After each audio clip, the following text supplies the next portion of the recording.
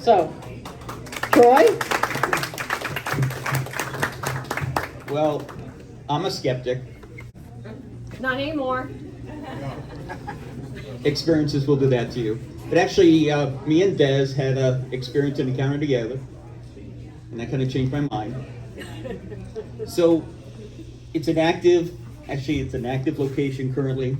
We won't disclose the location because it's an active location. We don't want anybody going out causing issues with the skunk apes, with the Bigfoots. Any hoaxing possibly could occur as well, so that's why we keep it quiet. But it all kind of starts out with us making a phone call. Des says, hey, listen, let's go out tomorrow morning early. I go, all right, let's do it. 4 o'clock in the morning, we meet approximately, leave the houses, get there, go out in the woods, and it's dark. Going down the dirt road, and what was that you heard? We heard a series of whistles that sounded like a human whistling at us. So I initially, of course, get covered in goosebumps, but feared there was other people out there that we didn't see their cars when we parked. We didn't see any boot prints on the trail up to that point. And the only other place that they would have entered that area would have been from the main road. And the whole road we drove down, there were no cars on the side of the road. So I'm fearing that there's other people in the woods whistling at us. It sounded like a human whistle, and we have that on audio. We heard those whistles in that first location 3 times. So in that moment, we stop, set everything down on the trail, and listen.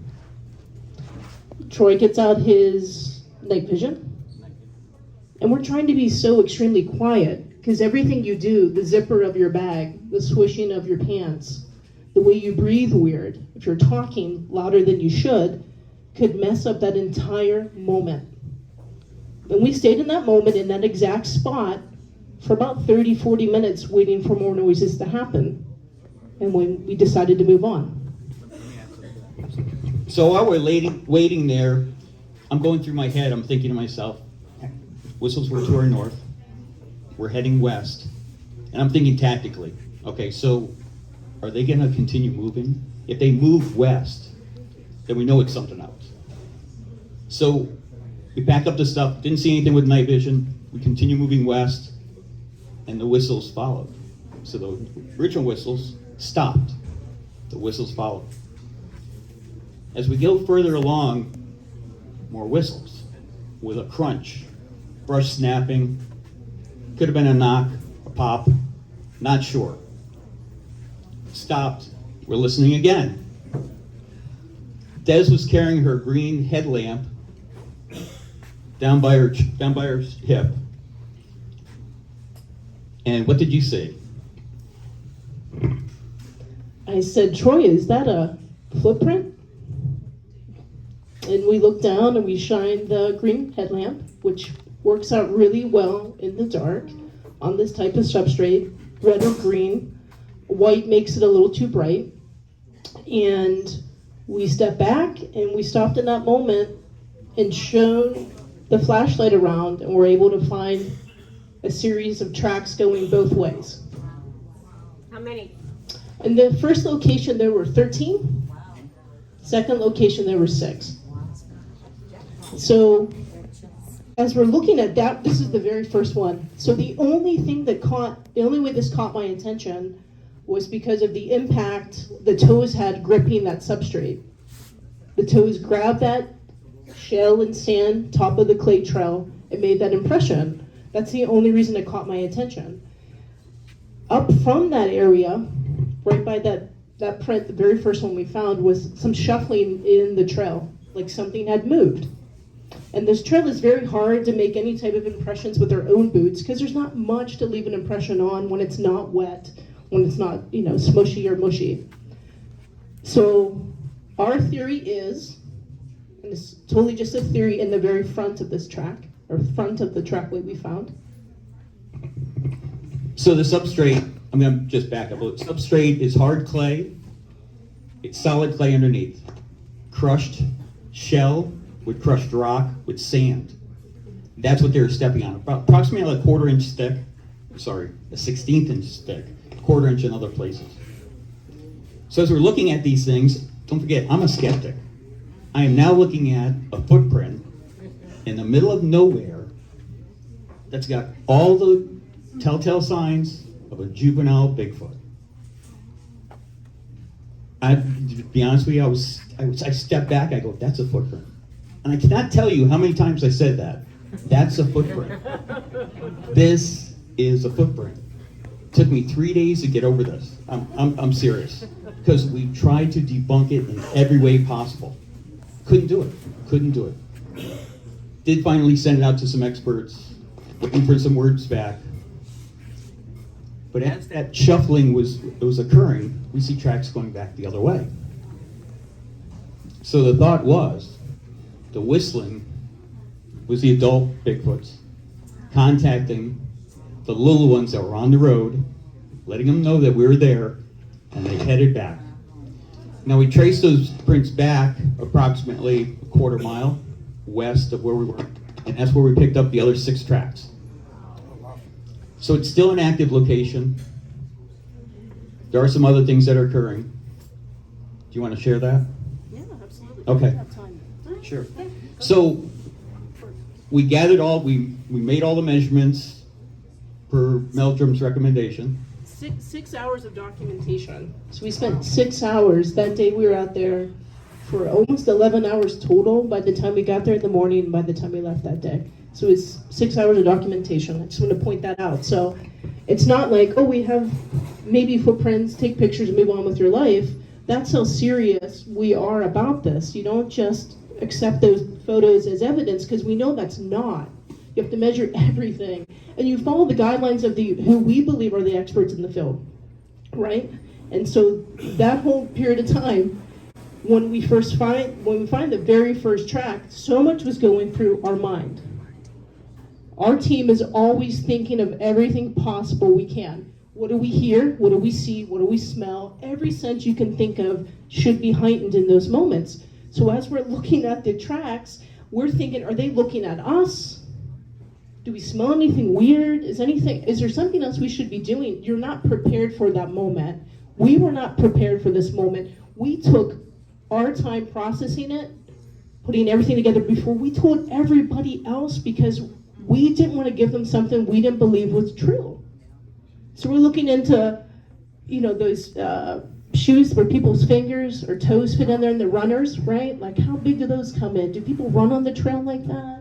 We've run into runners there several times since then, and she usually runs the time we're there. She's wearing a boot. She tells us everything. Like, I'm usually the only one here. These are the hours I go. So you look at everything. You look at everything as a possible option and evidence because once you put that out there, there's a point of no return in this field, right? So that's why it hasn't been on our group page yet. We want to make sure we're doing this due diligence because we really do think it is something. And we put what goes on the page we think is something. That's the only reason it's on that page and the web page and YouTube. Since then though, since that day, we've been back every weekend. And it has just been Troy and I. It's just been the two of us. Everything happens for a reason. It was obvious. Stick with what you're doing. Don't change anything. Go at the same time. Go when it works. Follow what you've been shown. Since then, we've caught a series of growls. Growls that were so close to us, in my opinion, because sound is so hard to track. I was thinking, goodness, we have feral people in the woods whistling to us. That was my first thought the time we heard the whistles. There's a bear or a panther about to attack us. When we heard the growls, our night vision showed us absolutely nothing near us. No eye shine when he shone his flashlight around. No eye shine, nothing. And we stood there in the trail, and at one point I got down behind him out of fear something was going to attack us. So we heard growls the weekend after. The following weekend, my apologies. So we heard the growls, and when the growls occurred, we were listening to multiple of them. And I'm gonna try to simulate, just like that, repeat it. So I turned on my night vision, growls stopped. So did they see the red from the night vision, or did they see the beam? The shrubs in this area was about this high, if anybody can see.